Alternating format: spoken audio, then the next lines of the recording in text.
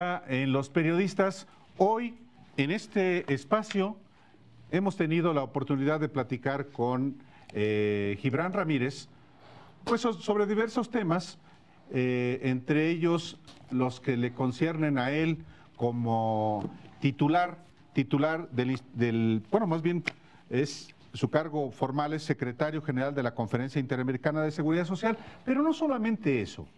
Gibran es muy activo en términos del debate público sobre diversos aspectos, entre ellos el electoral. Y también el día de hoy está aquí en el estudio, en la redacción de los periodistas, Ricardo Becerra, que es un personaje muy que ha estado en la administración pública, en el gobierno capitalino. De hecho, su más reciente responsabilidad fue ser responsable de la reconstrucción tras el terremoto de 2017. Pero Ricardo ha dedicado una buena parte de su vida al asunto electoral. Estuvo en el antiguo Instituto Federal Electoral, en el IFE, el Consejo General que presidió José Woldenberg. Yo personalmente lo conozco hace muchísimos años, fuimos compañeros, en algún momento nos encontramos en el Colegio de Ciencias y Humanidades en Naucalpan, yo siendo estudiante disciplinado y el señor haciendo activismo político, pero desde entonces nos conocemos.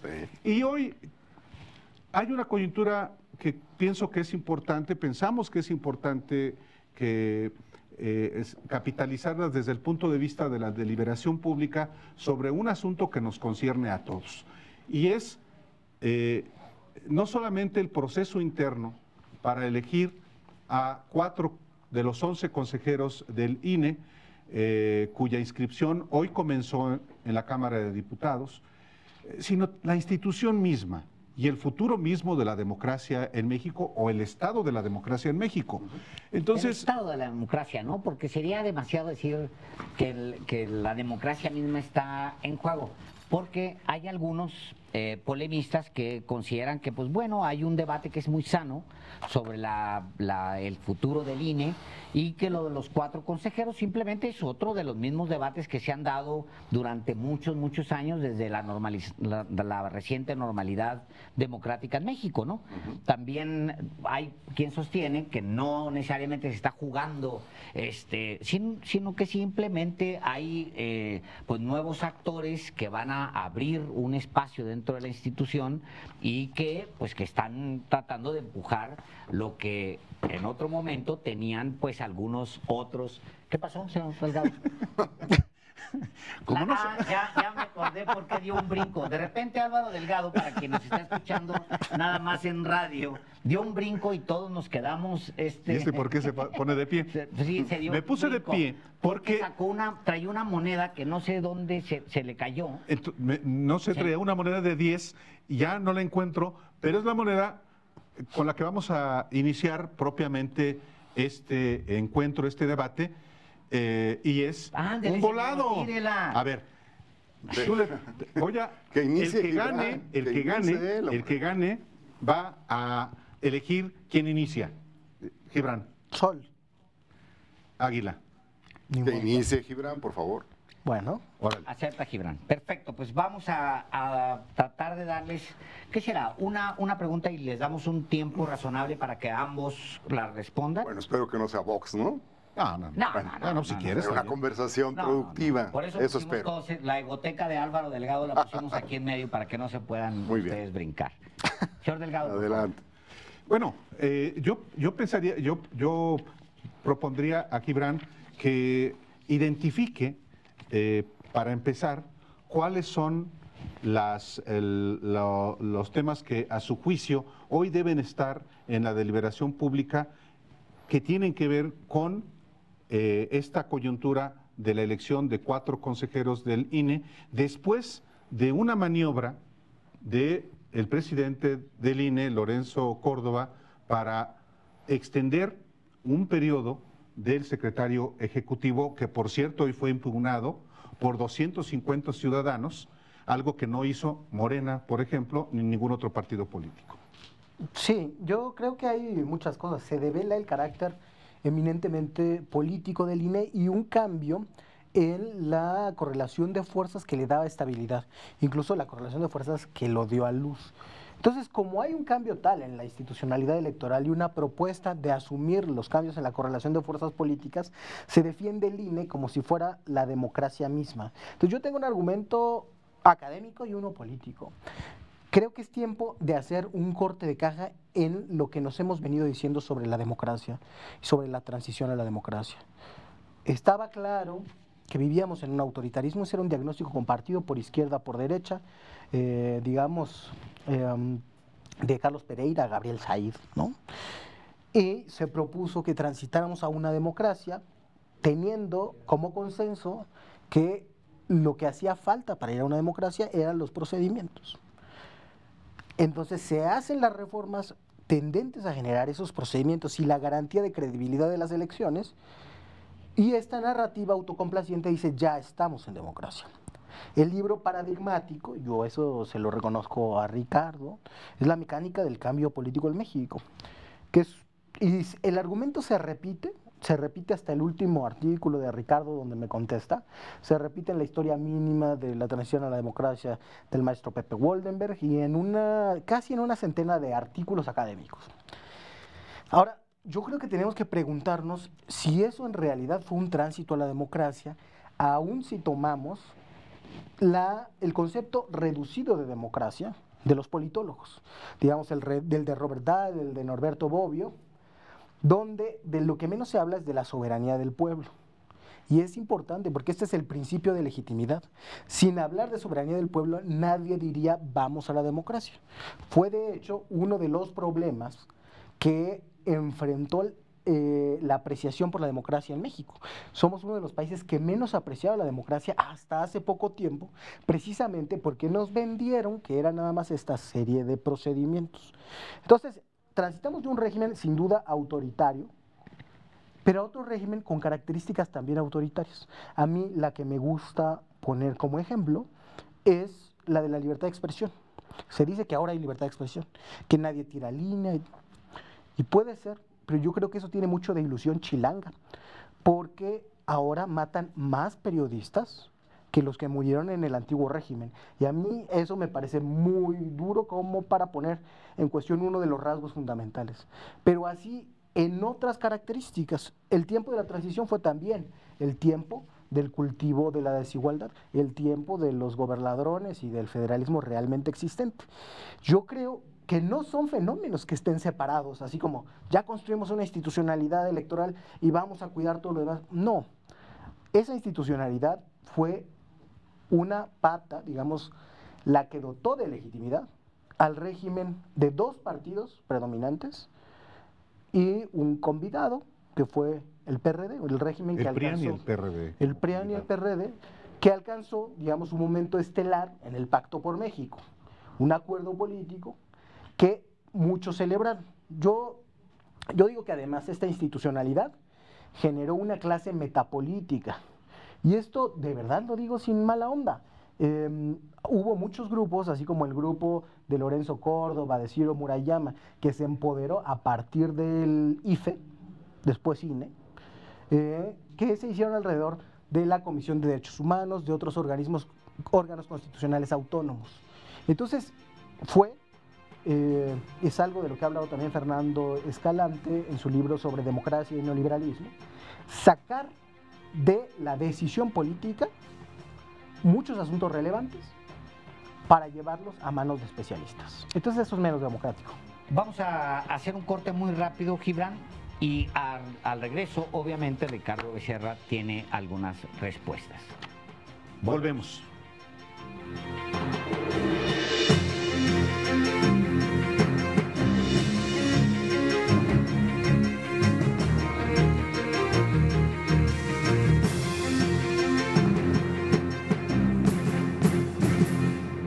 Hola, soy Manuel Guerrero de Universal FM 97.7, la estación de los clásicos.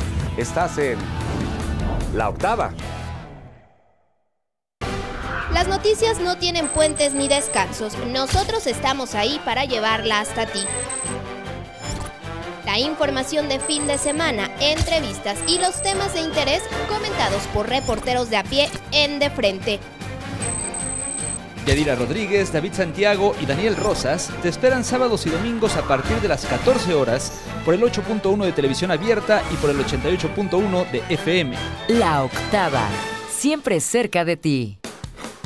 Para sintonizar La Octava, la nueva alternativa en televisión, ¿qué hay que hacer? Es muy fácil.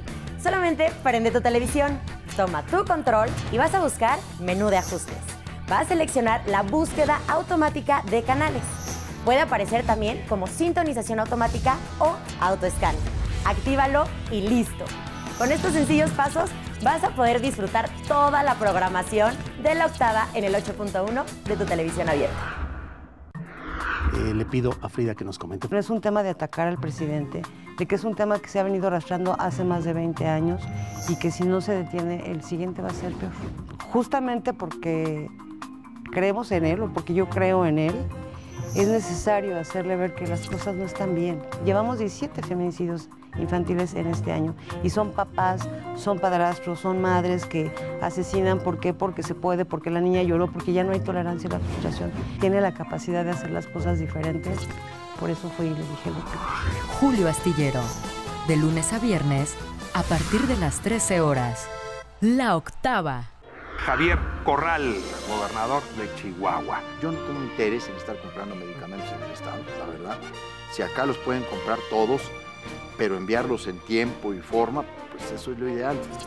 Enfrentar entre todos los grandes intereses monopólicos y mafiosos, hay que decir. Tuvimos la oportunidad de platicar sobre esta decisión que se ha tomado de mandar a la Guardia Nacional y a miembros del Ejército Mexicano a resguardar las presas. El análisis político a ras de suelo. Ricardo Rafael, lunes a viernes a las 16 horas. La Octava.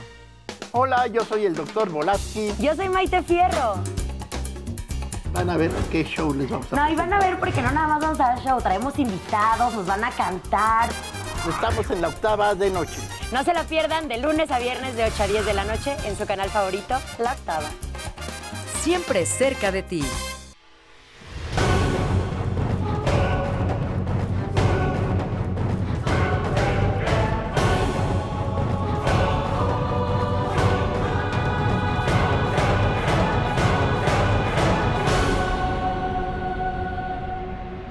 La Octava.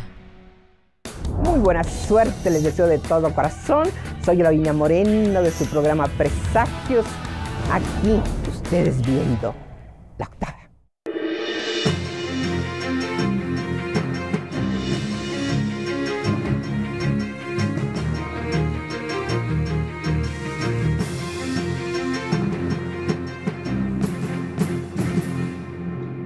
Volvemos a los periodistas después de este corte que concluyó con la primera intervención de Gibran Ramírez sobre el estado de la democracia y del Instituto Nacional Electoral. Y Ricardo Becerra, en el corte decía una cosa que quizá tiene que ver con lo que hoy está discutiéndose en el contexto de la elección de 4 consejeros electorales y la ratificación o el nombramiento, la prolongación del periodo del secretario ejecutivo del Instituto Nacional Electoral. Yo veía a Ricardo Becerra que coincidías en lo que Gibran estaba diciendo, pero tú dices una cosa que precisamente tiene que ver con lo que está ocurriendo hoy, que hay una actitud muy hostil contra el INE, sí, de parte de ustedes, refiriéndote a Gibran. Sí, bueno, gracias por el espacio, gracias por la oportunidad. Para mí es un gusto estar con Gibran y con nosotros. Y con ustedes más. Con Álvaro. No, con ustedes también, por supuesto. Yo le decía a Gibran que yo comparto fundamentalmente el diagnóstico en general y que nosotros lo hemos puesto en el libro que tú tienes ahí abajo, el informe sobre la democracia en México, sí, en una época de expectativas rotas, en el cual el Instituto de Estudios para la Transición Democrática sostiene que mientras el país vivió unas mutaciones muy grandes en materia económica, en materia demográfica, ¿no? En materia de convivencia social, la violencia, y en materia política, ¿verdad? Casi todas sus grandes tareas sociales fracasaron. El cambio económico, en efecto, trajo una enorme cauda de desigualdad. La violencia estalló como nunca a partir de la guerra de Calderón, ¿no? Y nuestro comportamiento en general en materia de derechos humanos y nuestra atención urbana hacia las concentraciones astrosas que tenemos en las urbes, pues también fracasó. Sin embargo, en medio de tanto fracaso social, hubo una cosa que sí hicimos bien y queremos llamar la atención para que se defienda, se preserve y se valore en lo que cuenta, ¿no? Que es el tránsito político. ¿Qué fue lo que ocurrió en este México de los años 80 para el año 2019-2018? Pues la era de las elecciones limpias, en lo fundamental y durante mucho tiempo, la era de las elecciones limpias. ¿La de 2006 fue una elección limpia? Sí, sí, hasta donde tenemos documentado, no denunciado, que es otra cosa. Es la era en la cual ocurrieron cosas como esta. No me interrumpan. Una, en 1997, el gran líder entonces de la izquierda mexicana, Cuauhtémoc Cárdenas, obtuvo en la Ciudad de México, por una elección organizada por el IFE, la victoria, y desde entonces la izquierda y las izquierdas, ahora con Morena, gobiernan esta ciudad, en buena hora, porque expresan, en efecto, los ánimos democráticos de la ciudad. Pero también ocurrieron otras cosas. En el año 2000, un personaje que se llama Andrés Manuel López Obrador ganó la elección para la jefatura de gobierno del Distrito Federal, otra vez en una elección limpia y libre que ocurrió acá. Sobre esa plataforma, ese candidato hizo una enorme agenda y muy buenas aportaciones, por ejemplo, el asunto de los adultos mayores, ¿verdad? En una época que estábamos viviendo los efectos de la crisis del tequila y sus 16 millones de pobres nuevos, ¿no? Sobre ese programa llovieron todas las invectivas del mundo y al cabo no hubo un solo gobierno en la República que no replicase la protección líquida a los sexagenarios, ¿no? Es decir, ahí sí hubo un acierto enorme y sobre ese acierto se hizo un personaje santo y bueno, pero fue sobre el entramado democrático que sí teníamos y que seguimos teniendo. Está la gran controversia de 2006. Esa, si quieren, la ponemos en una canasta aparte. Pero durante todos los demás años y durante todas las demás elecciones, el sistema arrojó lo que arroja cualquier sistema democrático. No lo puedes dejar a un lado, porque 2006, 2012, 2018. No, 2006. Ok, no lo dejemos. Todo. No. Nos pone en crisis esa elección, Alejandro, esa elección. Después, en 2009, viene otra bastante más normal. En 2012 viene otra. 2015 surge Morena. Y en 2018 gana Morena con las reglas esenciales que ya habíamos construido durante 1991 al año 2018. Y esa es una verdad que queremos nosotros sea debidamente valorada y cuidada. Y en efecto, voy a cerrar con esto. Sí. Desde el punto de vista del Instituto de Estudios, por supuesto que reconocemos el deber, la necesidad de que la nueva mayoría sea reflejada en la nueva composición del INE. Lo que no se puede omitir, lo que no podemos hacernos tontos, nadie aquí, es el ambiente hostil que se ha generado en contra de este Instituto Nacional Electoral. A ver, vamos de este a en particular. por ahí, porque ese es un gran tema, el ambiente hostil. ¿Tú crees que hay un ambiente hostil? ¿Tú lo crees? Yo creo que hay que hacer algunas distinciones. Digo, primero, no se puede sacar la historia electoral de la historia política general del país y es bastante cuestionable que las alternancias se hayan debido única o primordialmente a la nueva institucionalidad electoral. No había pasado la reforma del 96 cuando las concertaciones. No, cuando se dieron las primeras alternancias, no había sucedido el grueso de este cambio. Es algo que pasa por un cambio en la correlación de fuerzas en la sociedad. De repente, decir que, por ejemplo, gracias a esa institucionalidad electoral fue que ganaron movimientos mayoritarios, es pues por lo menos delicado. No podríamos hacer ir a un contrafactual si somos cuidadosos, pero creo que sí tenemos derecho a ponerlo en duda. El alud de votos del 2018 no lo resistía la Comisión Federal Electoral, de manera que son hechos que yo creo que pueden bien separarse. No se debe una cosa a la otra. Lo que sí pasó es que en los momentos de crisis, en los momentos en que esa institucionalidad electoral tuvo que haber dado certeza, falló. Y no son fallos menores. Lo de 2006 fue una decisión política de diversos grupos que rodeaban a las burocracias partidistas y que prefirieron ir por la letra de la ley en las dos instancias, en el IFE y en el tribunal, que optar por una decisión política que siempre se toma al interpretar las leyes.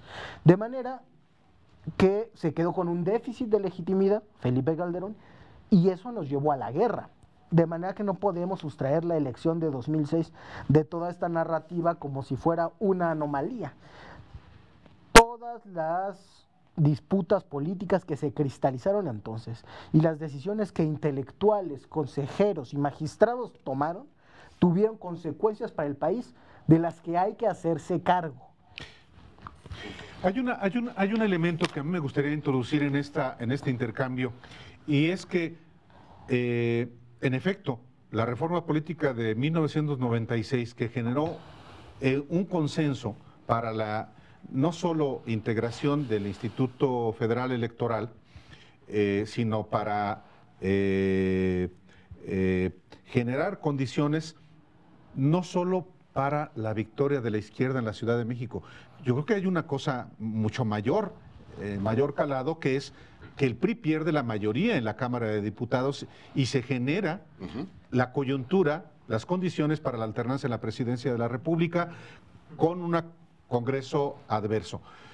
Pero el consenso que hubo para la reforma del 96 y que generan las condiciones para el 2006, o que se genera la crisis del 2006, no es el 2006 mismo, es la ruptura del consenso en la integración del Consejo General que sustituye al presidido por José Waldenberg.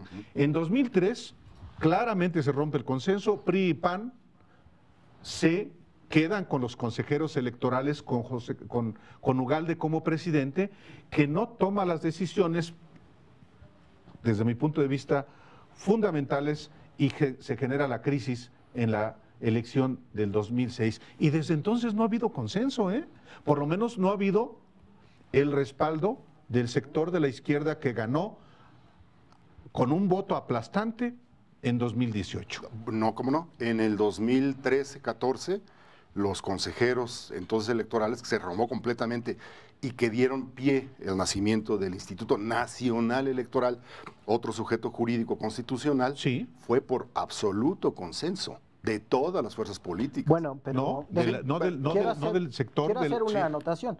Sí, digamos, de las burocracias partidistas, pero una burocracia partidista del PRD que le volteó las espaldas a quien le trajo los votos, que fue López Obrador.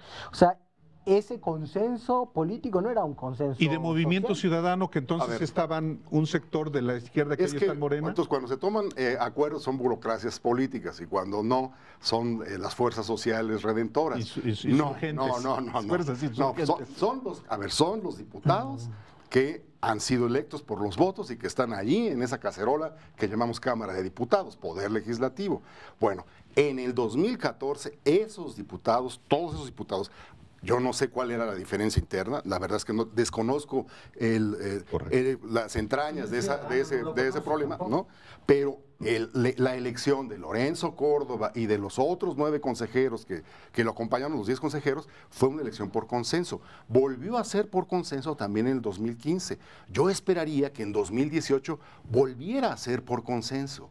¿Por qué? Porque si hay una regla que debe acompañar, pues eso, la unanimidad de los jugadores y de los actores, pues son las reglas del juego, las reglas electorales. Y en ese sentido creo que es muy bien recibida la actitud de Morena en la Cámara de Diputados de haber firmado una convocatoria unánime con el resto de los partidos. Yo esperaría que eso siguiera. Me gustaría que ese siguiera siendo el ánimo y por eso digo que me da mucho gusto estar en una conversación con Gibran, porque la conversación pública nos está haciendo mucha falta. Nos está haciendo falta despolarizar esta enfermiza confrontación que tenemos y que nos está haciendo mucho daño, por ejemplo, como bien lo ha dicho Gibran, en los temas como el feminicidio, ¿no? Creo que es un deber intelectual y periodístico deshacer la polarización y entrar a una conversación más productiva y más razonable. Claro. Probablemente tenemos que ir a un nuevo acuerdo en los términos del debate público. Y creo que eso es lo que no se asume por parte de quienes construyeron todo el relato previo, porque lo asume como el único relato válido. Dicen, a la transición que ustedes llaman democrática, que yo sostengo que fue la transición de un sistema de partido hegemónico autoritario a un multipartidismo autoritario también. Esa transición se considera como un bien sagrado a tutelar. Una transición a una pluralidad que sí, vale, la pluralidad vale, pero la pluralidad no es democracia. La pluralidad a veces, como cuando se exige consenso, equipara o hace equivalentes a los actores que tienen mayorías y a las minorías. Y eso no está bien. ¿Por qué ir a una elección de consenso de consejeros donde una minoría pequeñita, marginal, hiperactiva, antiobradorista puede vetar cualquier decisión? No tiene sentido. Sería consenso, pero sería a la vez... ¿A quién te refieres específicamente? Antidemocrático. Lo podría bloquear la bancada del PAN, de Movimiento Ciudadano, el que quiera. 2 diputados que digan no, ahí ya no hay consenso, ¿no? Entonces, de esa manera, el consenso sería una fórmula de la antidemocracia para imponerse a la mayoría. Creo que muchas veces, por la composición del régimen político previo, por la primacía del presidente de la República, por lo menos en la caricatura que han hecho, porque en realidad era mucho más complejo, por esa primacía se estimó que lo democrático era ponerle freno al presidente y generar opiniones no mayoritarias. Entonces la democracia es la fragmentación y eso es una falacia. Si la democracia es el régimen de la soberanía del pueblo, pasa por la construcción de ese pueblo. Y la democracia moderna ha dado tecnologías para construir ese pueblo. La tecnología principal es la de los votos y las mayorías, o incluso las mayorías relativas. Creo que eso no se asumió y que ahora que se conjunta una voluntad social mayoritaria que puede hablar el nombre del pueblo, los defensores de la fragmentación que estaban acostumbrados a elevar su voz al nivel de cualquier otra voz, rechazan que predomine la mayoría y eso parece peligroso y antidemocrático. A veces una reivindicación del valor. A ver, vamos por alusiones. Por alusiones. Sí, no rechazamos, no, al contrario. El punto es que cuando eres mayoría, sí te apoltronas en una posición pues, de defensa de ese pueblo, pero cuando fuiste minoría, reclamabas tu lugar en el concierto democrático, ¿no? Lo que antes era virtuoso se vuelve vicioso. Sí. Entonces, depende cómo te va en la feria. No. Insisto, la mayoría tiene el derecho de dictaminar y de sacar sus propias leyes, su visión de las cosas, siempre con respeto a las leyes, ¿no? Siempre respetando a los demás poderes, siempre escuchando a los distintos. Eso sí, ¿no? Cambiando Eso las sí. leyes que haya que cambiar. Exactamente. Ahora, en las reglas del juego, Gibran, y ese es el punto, es decir, en las reglas de la contienda electoral donde se disputa el poder, es ahí donde sí el consenso es reclamable, es exigible. En 2003, cuando se eligió aquel IFE de Ugalde, en efecto, se rompió el consenso y las consecuencias fueron desastrosas. Cuando el PRD, encabezado por Pablo Gómez, se sale de esa negociación, las consecuencias fueron desastrosas. Ese es mi punto. En este tema específico, en la cuestión electoral, no puede haber esta exigencia mayoritaria, sino una denodada y muy profesional búsqueda de consenso, porque es lo que le conviene no a la mayoría, sino al conjunto del país. Esa es, yo creo, una reflexión que nos debemos dar en este tiempo y hoy, a partir de hoy, que inicia la renovación del Instituto Nacional Electoral. Sí, nos vamos a ir a una pausa. Y antes solamente quisiera decir una cosa. Cuidado también con las palabras. Tú dices, cuando el PRD, encabezado por Pablo Gómez, se sale de la negociación, es que estaba echado de la negociación cuando el PRI y el PAN tenían, el PRI del Bester Gordillo, el PAN de Felipe Calderón, tenían ya pactado cómo integrar mi propia versión de eso. Sí, claro, no, de ese episodio. Un pacto de era el PRIAN tal cual. Claro. En fin, vamos a ir a un pacto. Bueno, También vamos a un también vamos a un pacto para seguir discutiendo, razonando sobre asuntos que nos conciernen a todos. Volvemos. Un pacto y discutimos la pausa.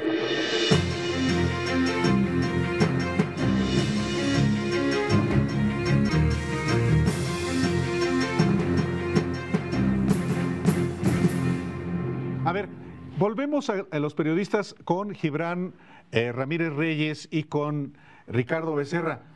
Y aquí flota en esta discusión razonada, inteligente, una coyuntura que es la de los consejeros electorales, 4 que se van a elegir, 4 de los 11 que integran el Consejo General del Instituto Nacional Electoral. Y ese acecho del que habla Ricardo Becerra al INE tiene que ver con un temor en un círculos no solamente académicos sino políticos, que Morena quiere agandallarse los 4 consejeros del INE para controlar al INE. Gibran, ¿se quiere agandallar Morena? Y si se puede llamar, quiere ejercer su mayoría. Y es con esos 4 consejeros, en caso de lograrlos, va a implicar apoderarse del INE, Morena y López Obrador, que quiere ser reelecto. Yo creo que hay un primer error en considerar que Morena tiene una voluntad. Por lo menos en la Cámara de Diputados yo ubico 2 Morenas. Hay un grupo que claramente tiene una cierta aversión, no por el INE como institución, sino por algunos de los consejeros que tienen viejas grillas, muy viejas grillas, de todo tipo, académicas, intelectuales, que vienen de los institutos de la UNAM, y grillas muy mundanas. Y hay otros que tienen una crítica sincera que viene, y esto creo que sí es parte de todo el movimiento, desde 2006. Entonces sí hay una tentativa de que circulen las élites. Ahora, lo que hay también es una falsa unidad entre los actuales consejeros del INE y el INE como institución. Claro que hay un tiro cantado con Ciro Murayama y después con Lorenzo Córdoba. Bueno, si Ciro ha salido a decir que hay que cambiar las reglas porque se forman mayorías, y uy, ¿qué cosa es esa? Es porque hay tiro cantado de Morena con Ciro Murayama y Lorenzo Córdoba. Claro, porque Ciro ha adoptado un papel como vocero de oposición, como que se siente muy desesperado de que no hay quien enarbole la defensa de esa institucionalidad. ¿Oposición? ¿Como si fuera un partido? Como si fueran un partido.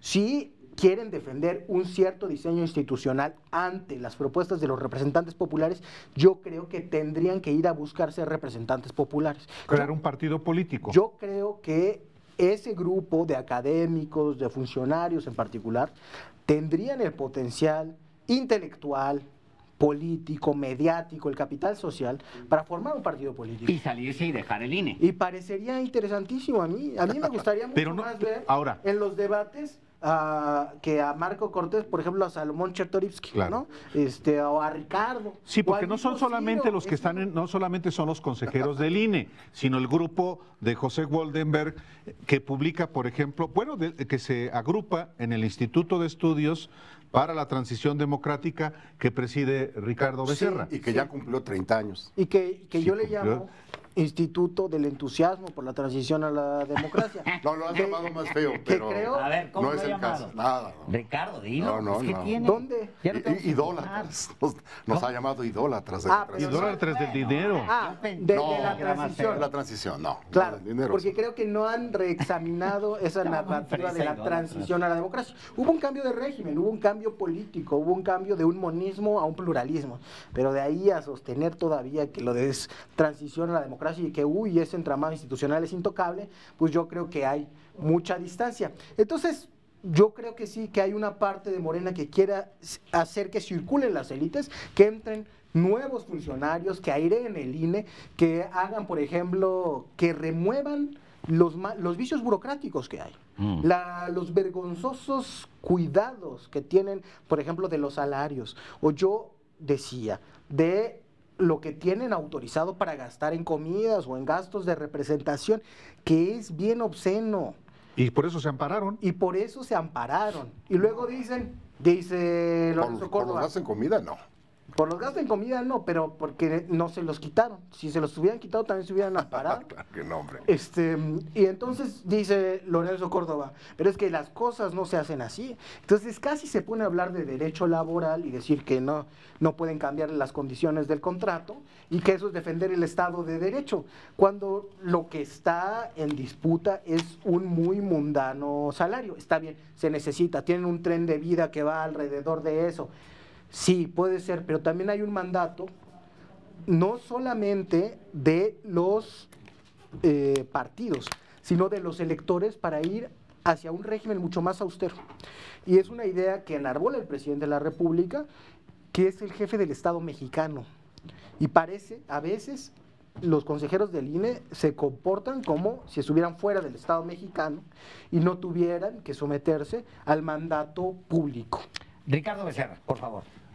Bueno, Te preguntaría, ¿se quiere agandallar Morena, los 4 consejeros y por tanto a través de esos 4 tomar el control del Instituto Nacional Electoral? Yo creo que los consejeros del INE, no solamente Lorenzo Córdoba, presidente, Ciro Murayama, consejero, sino los que votaron, por ejemplo, la ratificación de Edmundo Jacobo, secretario ejecutivo, mostraron buenos reflejos.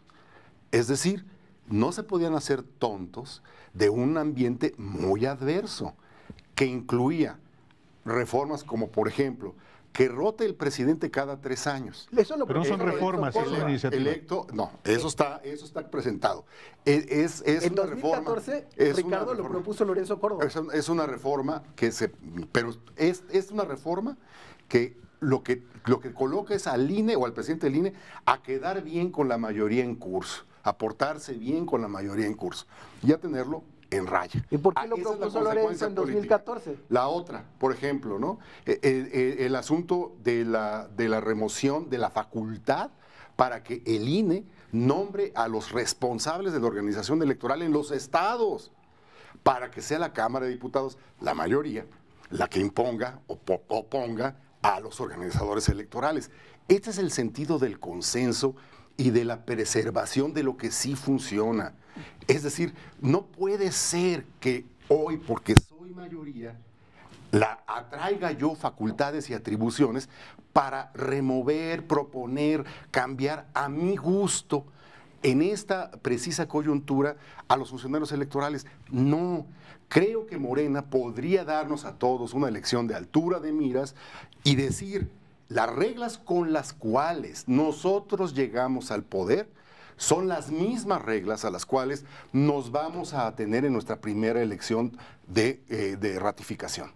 Esa es la lealtad requerida para Morena en este momento. O sea, la lealtad es que no cambie nada. No, la lealtad es que con las mismas reglas que ustedes llegaron al poder, la lealtad es que no haya se reforma enfrenten política a su primera elección precisamente para demostrarnos que están comprometidos. Ser demócrata es no mover la no, que ustedes están comprometidos con las reglas con las que ustedes mismos llegaron al poder y no al revés. No. Voy a cambiar las reglas como las que te estoy diciendo para poner en desventaja a la oposición ahora que ya estoy en el poder.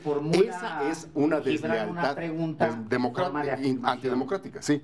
Te lo pregunta.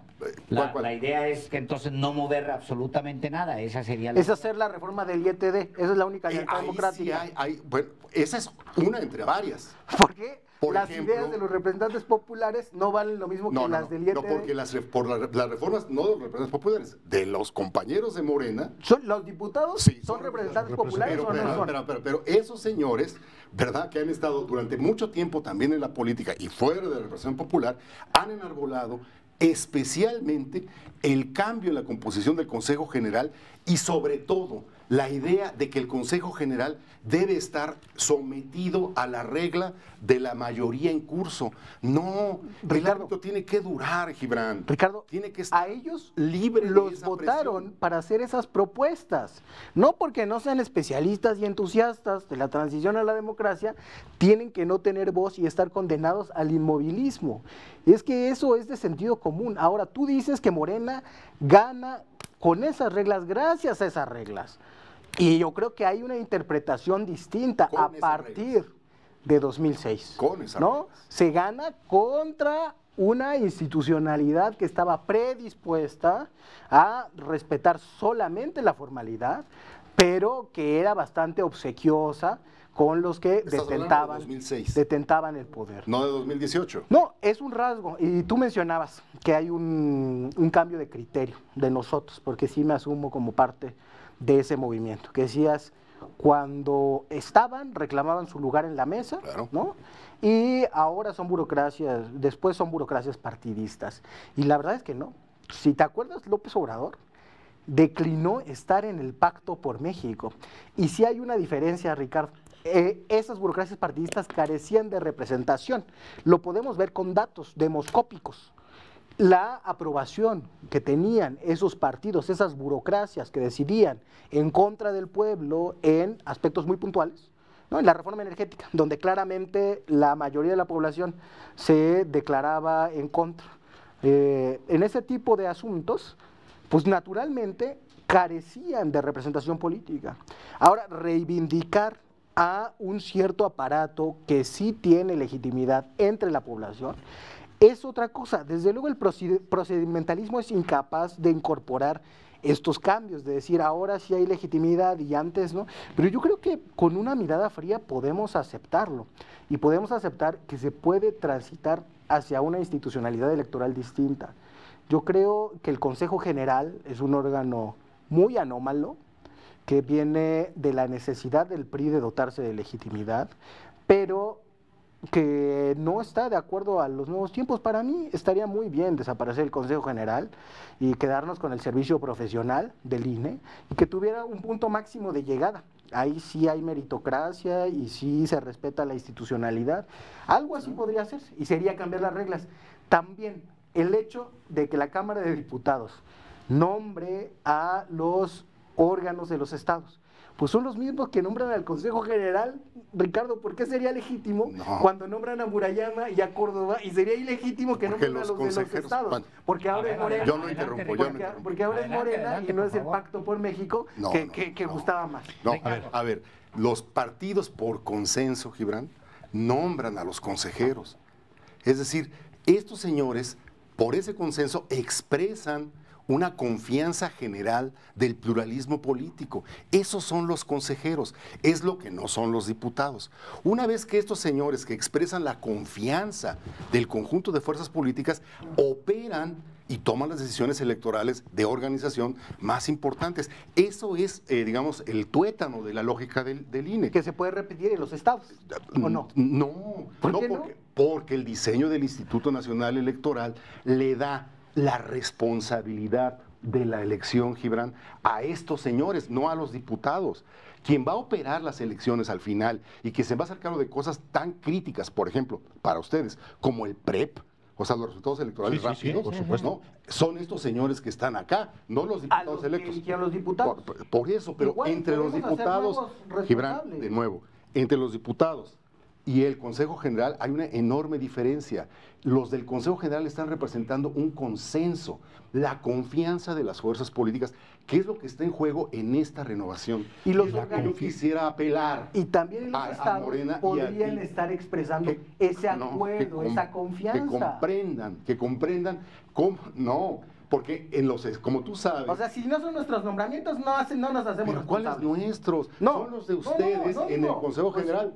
Exactamente, por eso, porque si aceptar la legitimidad que da la votación de los diputados al Consejo General y no investir de la misma legitimidad a los organismos ejecutores, porque no se sentirán porque no tienen la responsabilidad.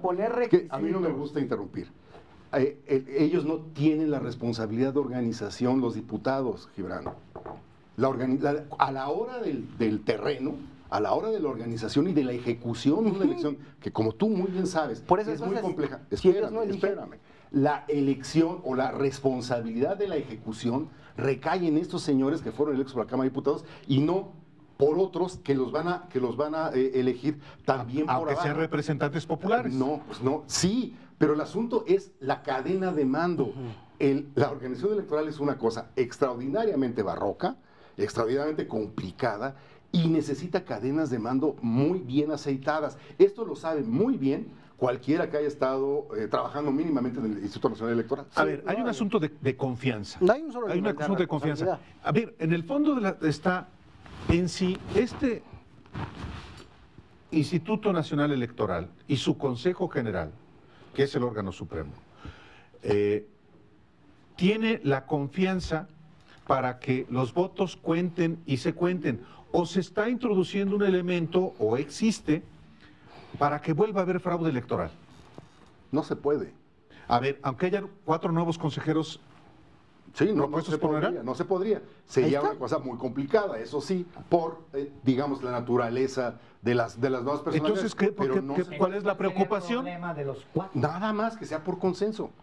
Pero que sea como siempre ha sido. El consenso sería mantenerse por donde ya anduvimos. Es exactamente eso. Bueno, porque ha funcionado, Alejandro. No ha funcionado. 2006 funcionó bueno, muy ¿cómo bien. fue entonces que el presidente López Obrador llegó a la presidencia? Por la enorme cauda de popularidad que tiene, sí, pero había una estructura que le cuidó sus votos, que le organizó la elección, que lo financió, que se puede mejorar, perfecto. Pero no entiendo yo este afán refundador en una cosa que sí funciona. Y en cambio, no poner dardos o no poner el dedo en las cosas que no están funcionando. Ergo, por ejemplo, la sobrerepresentación en el Congreso de la Unión. Es decir, Morena tuvo el 37.5% de votos y sin embargo tiene casi el 60% de los diputados. Esta es una anomalía por donde quiera están que la castigando vean. que se haga política. No, y antes no lo decían. A mí me gusta siempre poner ahí el ejemplo de Pepe Woldenberg. El Pacto por México, es decir, realizar un acuerdo de cambios legislativos y de medidas ejecutivas afuera del Congreso de la Unión, parecía una jugada política venturosa, un eslabón civilizatorio, parecía... Así lo decía José Woldenberg, con esas el Pacto palabras, por México, con esas claro. palabras, aunque se hiciera fuera de la soberanía, o sea, fuera del Congreso de la Unión. Y cuando se hace, lo votaba después como de que oficialidad de partes, de que se ponían de acuerdo afuera. Eso está documentado, de sobra, Ricardo. No, pero votaba el Congreso. Sí, claro. votaba. Pero el pacto, ¿quién lo firmó? Pues el todo pacto, el mundo. Claro, y lo firmó gente que estaba afuera del Congreso y negociaban afuera del Congreso. El Pacto por México. Claro, eso les parecía política. Y cuando la política se hace allí adentro y se hacen los acuerdos entre los partidos y los diputados deciden a dónde adscribirse, entonces ahí sí parece triquiñuela. No. Vamos a ir a un corte rapidísimo. Hubo cachirules, ese es el punto. Y les prometo una cosa, cuando regresemos ya no vamos a hablar de esto, vamos a hablar de otra cosa. ¿Va? Vamos a corte. Por fútbol. Sí. Fútbol.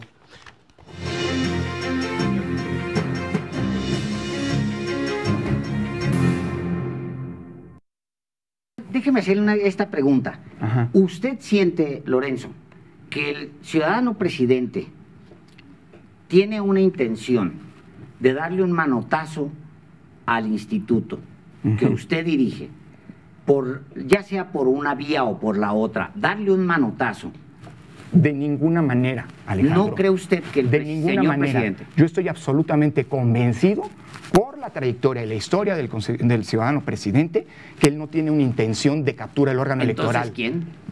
Grupos políticos que... ¿Quién es a él? Como la señora que se expresa de esta manera, que dice que el consejero Ruiz Saldaña es... representante de todos los mexicanos. Bueno, de sabía ese... que éramos representantes nosotros pues, de nadie, ¿eh? Bueno, creo que nos nombraron precisamente para no representar más que los principios rectores de la autoridad electoral. Estamos recordando la entrevista que tuvimos aquí en Los Periodistas con el consejero presidente del INE, Lorenzo Córdoba, la semana pasada. Él dice que no es López Obrador quien orquesta esas acechanzas contra el INE.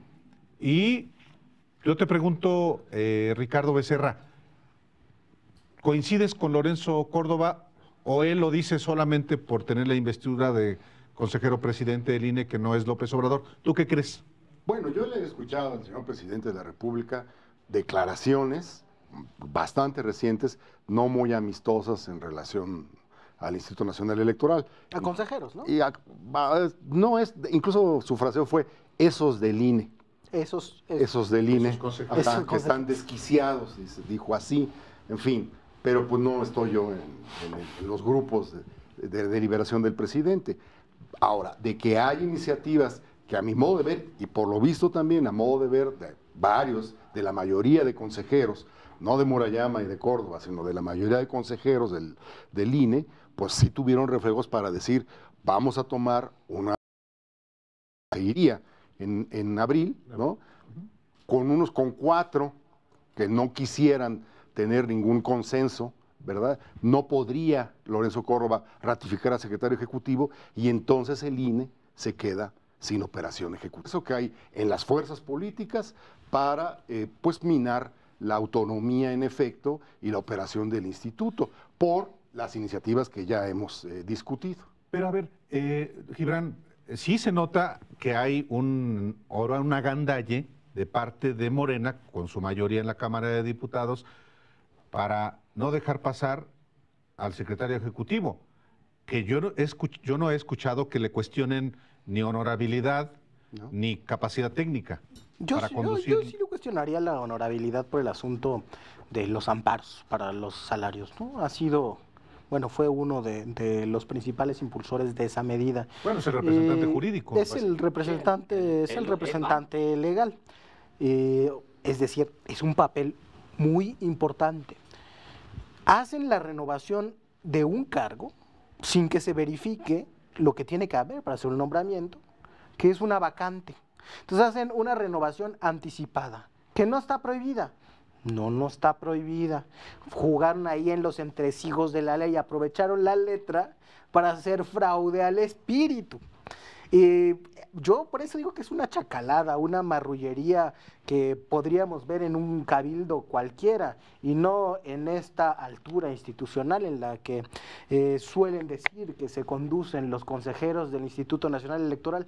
Por otra parte, me parece muy flaco el argumento de que acusan señales, así van olfateando amenazas. Se llama política, se llama debate político y se llama democracia, y en democracia los ciudadanos sean secretarios de Estado en su tiempo libre, como el tuit de la secretaria, Sandoval, o sean representantes populares como los diputados, hacen propuestas. Todo mundo hace propuestas. Yo hago crítica en mis artículos de diario y eso no es ninguna señal de nadie. A mí no me llamó ni López Obrador, ni diputados, nadie. Yo hay un debate que tengo con ese diseño institucional desde que era alumno de Pepe Goldenberg hace 10 años, ¿no? Desde esa aula tengo ese debate, me gusta mucho, creo que hay cosas que hay que corregir. Y leer todo eso como signos de una andanada que tiene diferentes vías para atacar la autonomía es un poquito conspiranoico. Señores, pues hay un montón de voces que lo dicen. ¿Queremos reforma? Sí queremos reforma. Eso es legítimo en democracia. Y está bien que el INE tome sus propias decisiones de manera autónoma, ¿no? Como dijo Lorenzo Córdoba, ellos no representan a nadie. Entonces, quienes deben de debatir esas reglas son los partidos. Los depositarios de un órgano del Estado constitucionalmente autónomo, Gibran. tenían que tomar esa decisión para preservar, el periodo, la operación de ese instituto. No, para preservar. Yo creo que hay que agradecérselo. A ver, pero es que, porque si, Ricardo, si partes de la mala fe. Pues partes de que cualquier cosa que no fuera Jacobo sería el desastre. No. Entonces, es al revés. No tiene sentido. ¿Por qué no Jacobo si ya lleva como 12 años demostrando que puede y puede bien? Pues en cualquier. No. Este sí trabaja. Sí trabaja. Fidel Velázquez no trabaja. Es curioso. No. A ver, todos los países que se respetan, serios, lo que premian a sus servicios ejecutivos, a sus servicios profesionales, son la permanencia, la capacidad técnica y la honorabilidad. Bueno, todo eso tiene el mundo Jacobo. Ricardo, ¿cuál es el punto? Esos son los cargos que son por concurso de oposición y por ascenso en la carrera. Él es el jefe de ellos. Es el jefe de ellos, pero es un nombramiento de los consejeros. Pero es el jefe de ellos. No, pero ese se nombra por los consejeros. Las características las tiene él. Huyeron a la nueva correlación de fuerzas democrática. Porque les asusta. Preservaron la operación del INE. Tienen un pluralismo que no es demócrata. Yo les reconozco lo que no es mayoritarismo. Nos vamos a quedar con las ganas y por eso vamos a repetir el encuentro que si les parece, hagamos luego terminando esta reunión de hoy, volvamos a sentarnos, volvamos a reunirnos, platiquemos de esto y de más temas, invitadísimos siempre. Muchísimas gracias por estar hoy. Por ahora, muchísimas gracias, Gibran Ramírez. Ricardo Becerra, gracias por atender esta llamada. Estar en este espacio. Un dato muy rápido, rapidísimo, antes de unos de corte. Personal de la Secretaría de Seguridad Pública de la Ciudad de México se encuentra en este momento en la casa en la que estuvo retenida la niña Fátima Cecilia. Parece que encontraron zapatos, se encontraron un suéter, también encontraron documentos de los papás de la niña. También parece que está identificado el nombre completo de la persona que se llevó a la menor. Vamos a ir a un corte y cuando volvamos damos detalles. Gracias otra vez. Gracias. Gracias a ustedes. Muchas gracias.